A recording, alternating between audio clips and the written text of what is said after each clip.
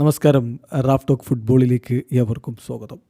UEFA champions ലീഗിൻ്റെ final മത്സരത്തിൽ Lautaro Martinez നയിച്ച ഇന്റർ മിലാൻ ഏകപക്ഷീയമായ 5 ഗോളുകൾക്ക് പൊട്ടിത്തകർന്നു എന്ന് മാത്രമല്ല, യുവേഫ ചാമ്പ്യൻസ് ലീഗിൻ്റെ ചരിത്രത്തിൽ ഫൈനലിൽ ഒരു ടീം ഏറ്റുവാങ്ങുന്ന ഏറ്റവും മാരകമായ, ഏറ്റവും വലിയ തോൽവിയാണ് ഇന്റർ മിലാൻ ഏറ്റുവാങ്ങിയത്.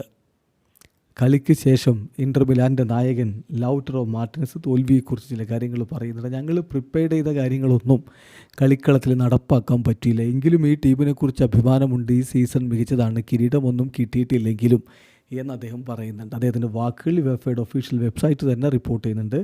ലൗട്രോ പറയുകയാണ്, ഞങ്ങൾ പ്രാക്ടീസ് ചെയ്തതൊന്നും കളിക്കളത്തിൽ, ഞങ്ങൾ പ്രിപ്പയർഡ് ചെയ്തതൊന്നും കളിക്കളത്തിൽ ചെയ്യാൻ പറ്റിയില്ല. PSG അഭിനന്ദനങ്ങൾ നേരുകയാണ്. കാരണം അവർ ഒരു മിസ്റ്റേക്കും വരുത്തിയില്ല. ഈ കിരീടം അവർ അർഹിച്ചതാണ്.